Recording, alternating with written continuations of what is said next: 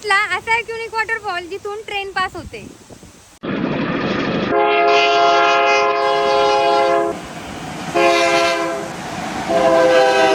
तर फायनली मी आलेली आहे केपी वॉटरफॉलला, जो लोणावळ्याच्या खोपोलीमध्ये आहे. खूप दिवसापासून मला या ठिकाणी यायचं होतं, पण प्लॅनच होत नव्हतं. हळूहळू चल. Hello everyone, welcome back to channel Varsha Omkar blogs. आणि मी वर्षा स्वागत करते तुमचं एका नवीन व्हिडिओमध्ये. आणि आज परत आलेली आहे एका छान अशा ठिकाणी. तर आता सध्या चालू आहे मॉन्सून सीझन, आणि आज आपण मॉन्सून सीझन मध्ये एक छान असा वॉटरफॉल एक्सप्लोर करणार आहे. थोडंफार ऍडव्हेंचर आहे या वॉटरफॉल मध्ये. आतापर्यंत खूप सारे वॉटरफॉल बघितले. तर माझ्या मागे तुम्ही बघताय बघा, हा आहे केपी वॉटरफॉल, खोपोली मधला, म्हणजे लोणावळ्याजवळ असलेला अतिशय सुंदर वॉटरफॉल आहे. तर आज या वॉटरफॉलची सगळी माहिती आपण बघणार आहोत. त्याच्यामुळे आपल्या चॅनलला नक्कीच सबस्क्राईब करा, लाईक करा आणि कमेंट करून सांगा की तुम्हाला आपले व्हिडिओ कसे वाटतात. तर आता आपण चाललोय पुण्यावरून, आणि पुण्यापासून जो केपी वॉटरफॉल आहे तो आहे 85 किलोमीटर. आणि आता आपल्याला जायचंय लोणावळ्यावरून. तर जो जुना मुंबई पुणे हायवे आहे तिथून आपल्याला यायचंय खंडाळा घाटामध्ये, आणि इकडनं जो रोड जातो तो खोपोलीला जातो.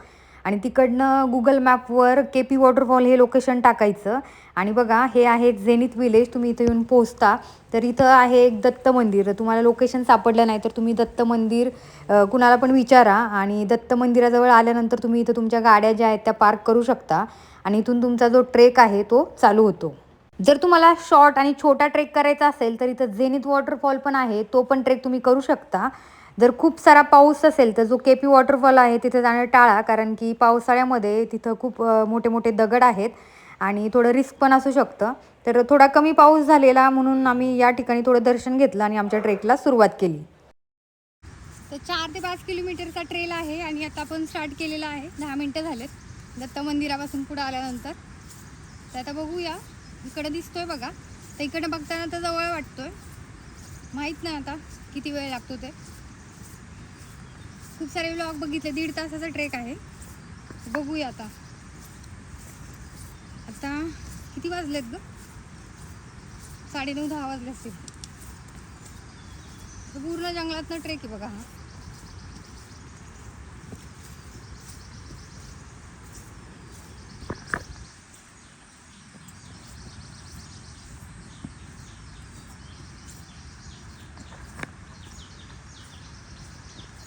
आणि इकडं वॉटरफॉल दिसते बघा.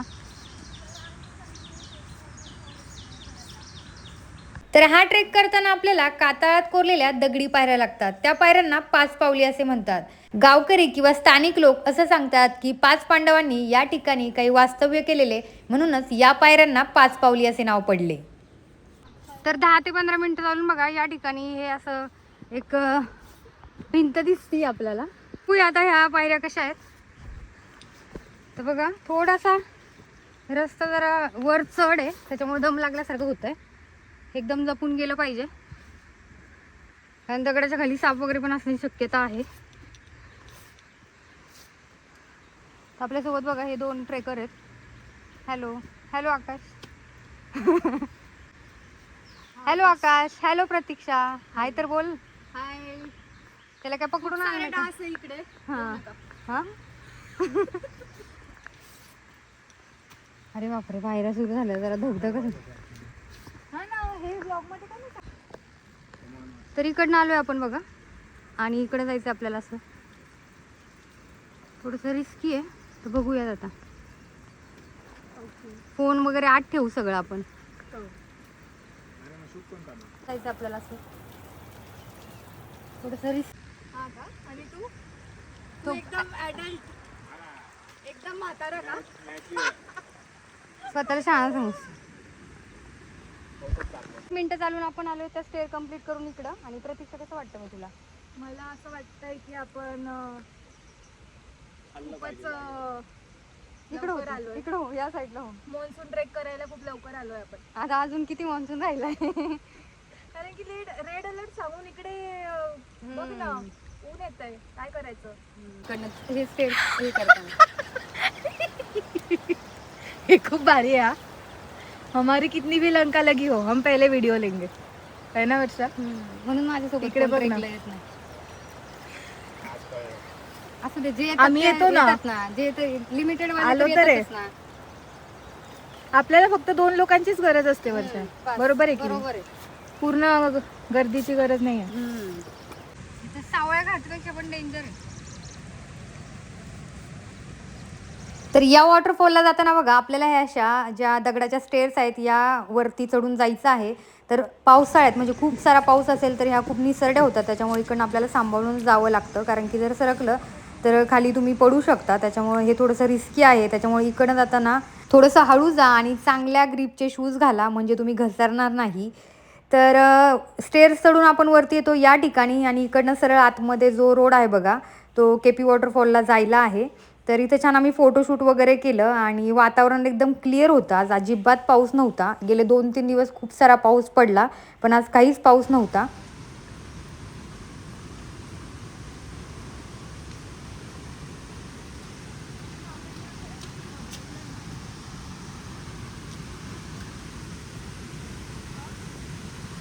तर फायनली वॉटरफॉल दिसलेला आहे बघा. हा सरळ जो आहे हा रेल्वे ट्रॅक आहे आणि हा वरती हा वॉटरफॉल आहे. तर ह्याचं बघा झूम करून दाखवते. या साईडला बघा.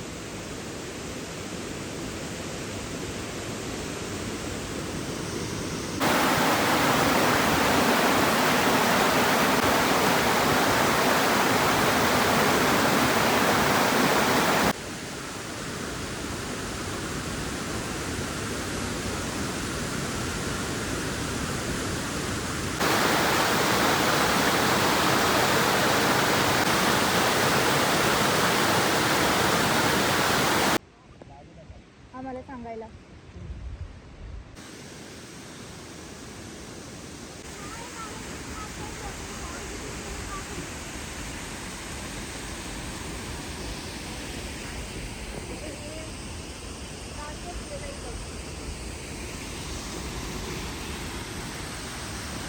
तर फायनली 2 तासाच्या ट्रेक नंतर आपण इथं पोहोचलो आहे. 2 ते 2.5 तास झाले, कारण की फोटो काढत काढत आलेलो आहे.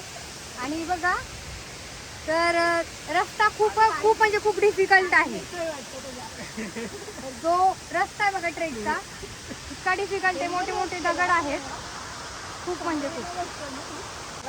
तर आपल्याला वरती वरती चढत यायचं आहे, त्याच्यामुळे खूप दम लागल्यासारखं होतोय.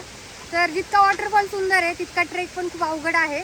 दम लागायला होतंय, दमायला होतंय आणि सोप्पा नाही आहे खरं तर. मान्सूनमध्ये खूप डेंजर आहे ट्रेक, कारण की दगड बघा तुम्ही बघू शकता बाबा खूप मोठे मोठे आहेत. आणि बघू शकता बघा या साईडला पण आपल्याला वरती जायचं आहे. ट्रेन आलेली आहे बघा. आपल्याला काय दिसणार नाही आता.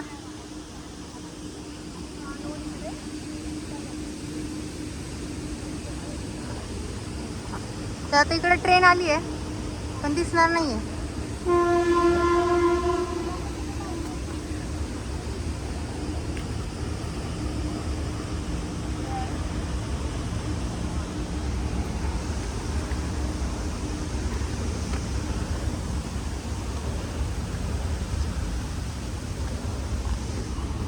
दीड ते 2 तासाच्या ट्रेक नंतर ना आलाय बघा हा ट्रेक के पी वॉटरफॉल.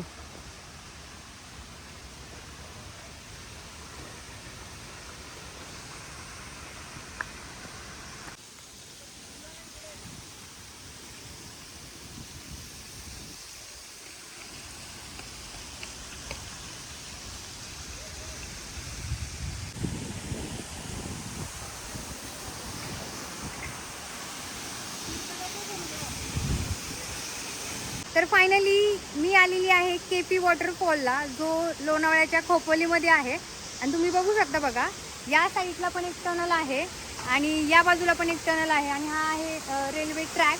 आणि त्या ट्रॅकच्या समोरच हा जो बघा हा वॉटरफॉल आपल्याला खाली पडताना दिसतो. आणि खूप दिवसापासून मला या ठिकाणी यायचं होतं, पण प्लॅनच होत नव्हतं.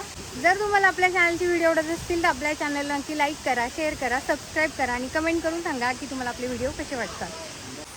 तर आता चाललोय बघा आपण ह्या केवकडं. इकडं बघा वॉटरफॉल पडतो, इकडनं अशी ट्रेन जाते बघा.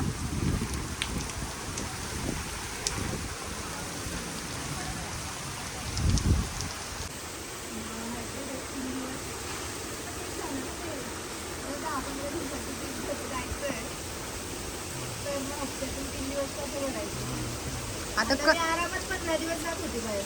आता तर फायनली आपला केपी वॉटरफॉलचा ट्रेक कंप्लीट झालेला आहे आणि बघा एकदम वरती गेलेलो आपण.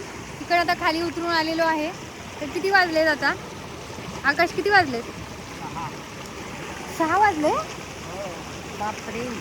तर 6 वाजले. अख्खा दिवस फोटो काढण्यात आणि व्हिडिओ काढण्यात घालवला. तर हिचा हिला अजून व्हिडिओ फोटो काढायचे बघा, अजून संपत नाहीये.